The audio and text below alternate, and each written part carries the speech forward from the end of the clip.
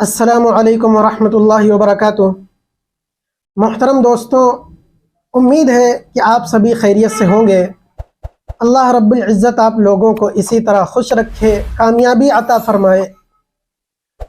میرے عزیزوں، کچھ دنوں پہلے رام لیلا میدان میں ایک بہت بڑا اجلاس ہوا۔ اس جلسے میں مولانا سید ارشد مدنی صاحب مد ظلہ العالی، جنہوں نے بڑا خوبصورت پیغام دیا، بہت خوبصورت بیان دیا۔ آپ کا جو بیان تھا وہ توحید پر تھا، یعنی توحیدی پیغام تھا، اور بڑا عمدہ، بہت بہترین اس میں ایک بات آپ نے بیان فرمائی، جس کو لے کر کچھ فرقہ پرست تنظیموں میں، فرقہ پرست لوگوں میں، دہشت پسند لوگوں میں خوب زبردست ہنگامہ مچا ہوا ہے۔ اور وہ بات کیا تھی؟ آپ لوگ بارہا سن لیا ہوگا آپ لوگوں نے، اور سمجھ گئے ہوں گے کہ میں کیا کہنا چاہتا ہوں۔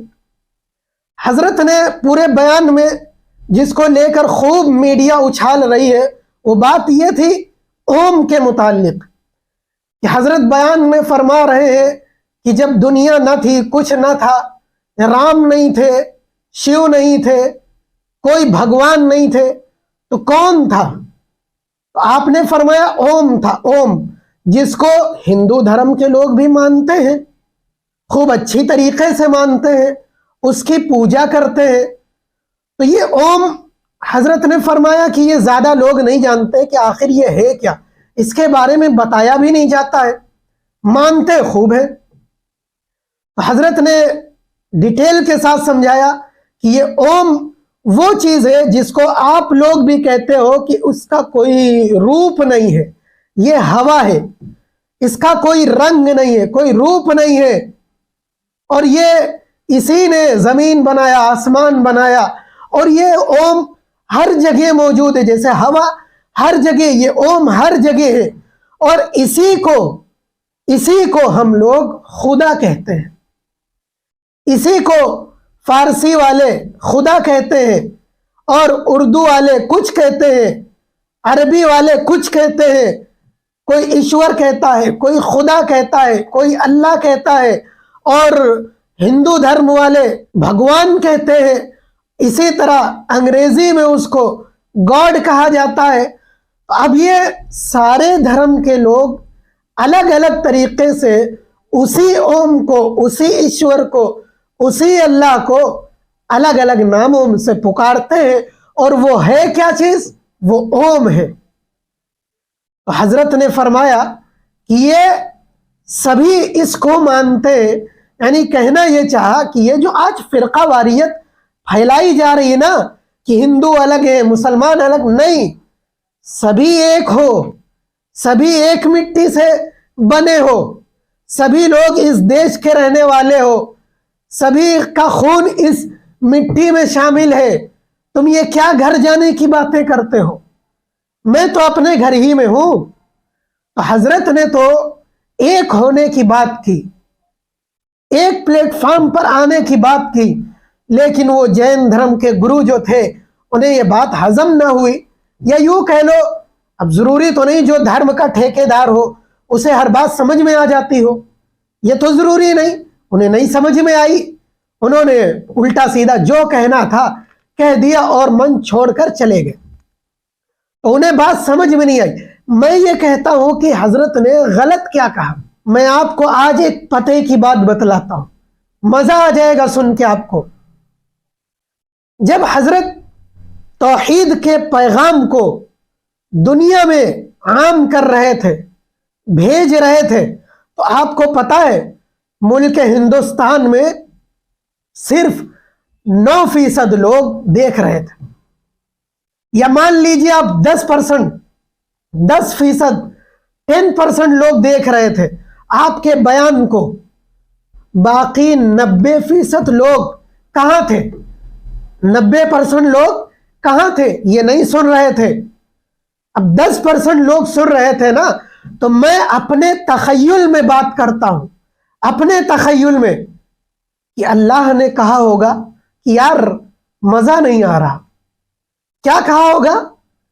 مزہ نہیں آ رہا، فتوے مت لگانے لگنا، میں اپنے تخیل کی بات کر رہا، اللہ نے کہا ہوگا یار مزہ نہیں آ رہا۔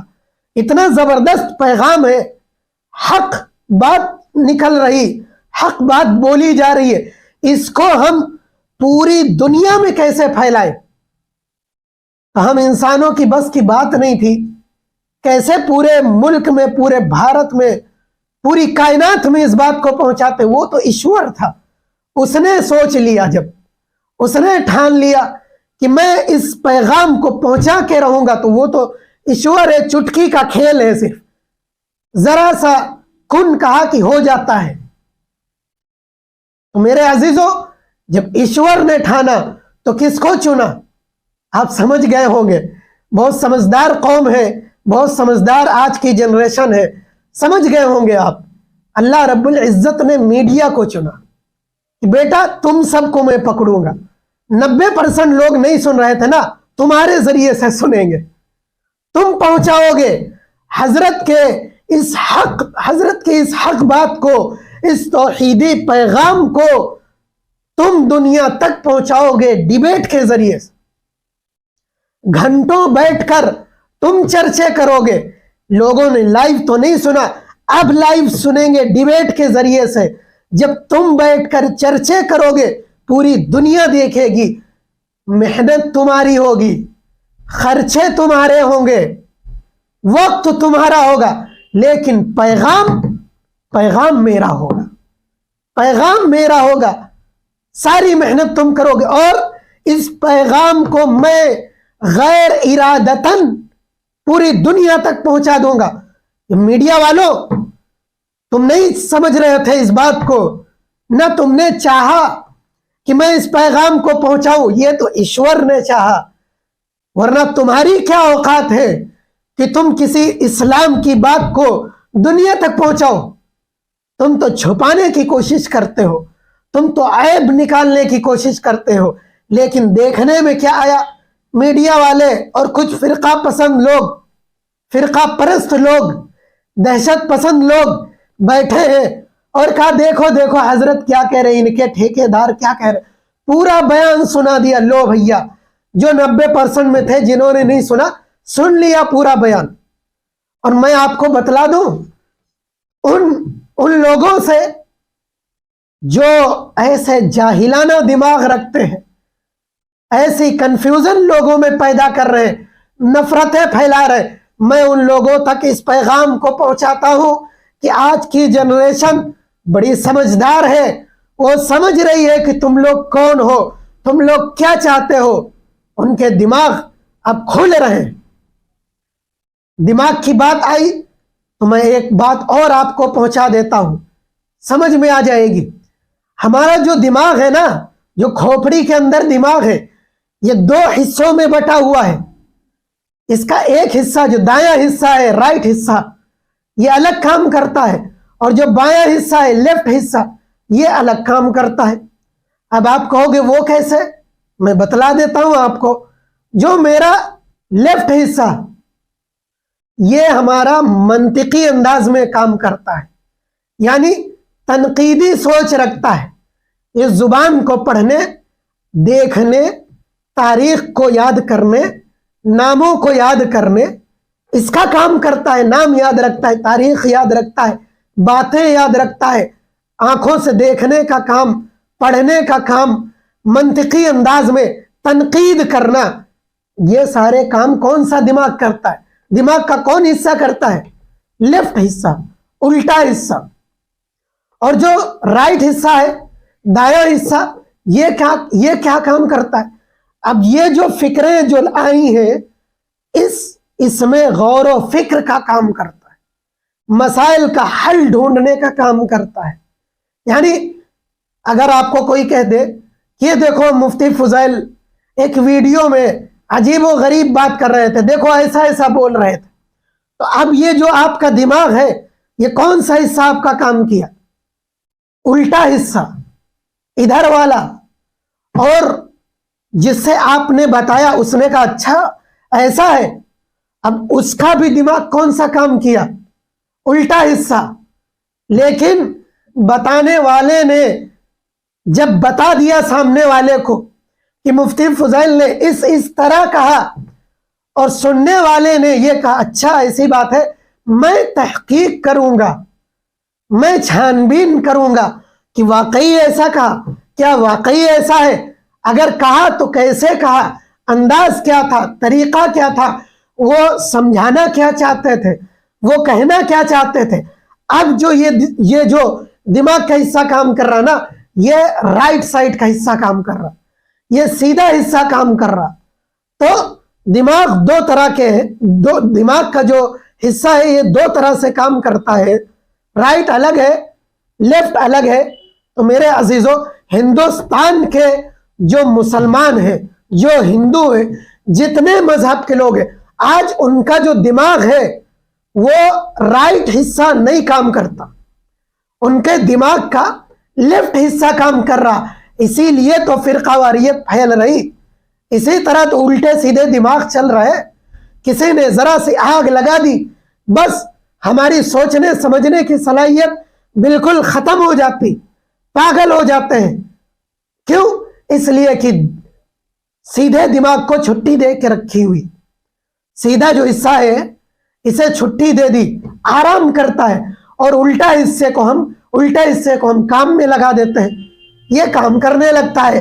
تو میرے عزیزوں، جب ہم الٹے حصے کو کام میں لے کے آئیں گے تو پھر ہمیں حق نہیں دکھے گا، ہمیں صحیح نہیں دکھے گا، سب غلط دکھے گا، اور جنون میں آ کر نفرتیں پھیلائیں گے اور نفرت پیدا کرنے والوں کا ساتھ دینے لگیں گے. تو میرے عزیزوں، بات سمجھ میں آ گئی ہوگی.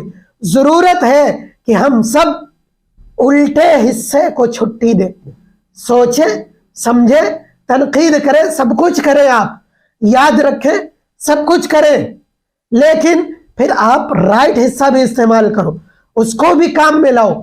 اگر رائٹ حصہ آج ہندوستان کے لوگ استعمال کرنے لگے تو میرے عزیزوں، دودھ کا دودھ، پانی کا پانی سامنے ہو جائے گا، اور حق بات آپ کو نظر آنے لگے گی اور غلط کی تمیز ہونے لگے گی. پھر آپ کو نفرتیں نہیں دکھیں گی، آپ کو محبتیں دکھنے لگیں گی، آپ کو ایک دوسرے میں بھائی چارہ دکھنے لگے گا.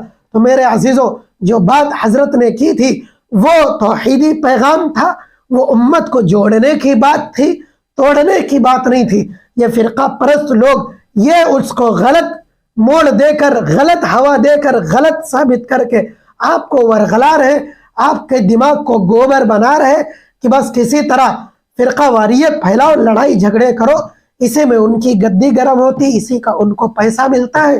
اور یہی چیز آپ کو سمجھنا ہے. میں آخر میں ایک شعر کے ساتھ اپنی بات کو ختم کرتا ہوں کہ یہ نفرت بری ہے نہ پالو اسے، یہ نفرت بری ہے نہ پالو اسے، دلوں میں خلش ہے نکالو اسے. یہ میرا، یہ اس کا، یہ اس کا، یہ تیرا، یہ میرا، یہ اس کا، یہ اس کا، یہ سب کا وطن ہے، بچا لو اسے. وآخر دعوانا ان الحمد للہ رب العالمین.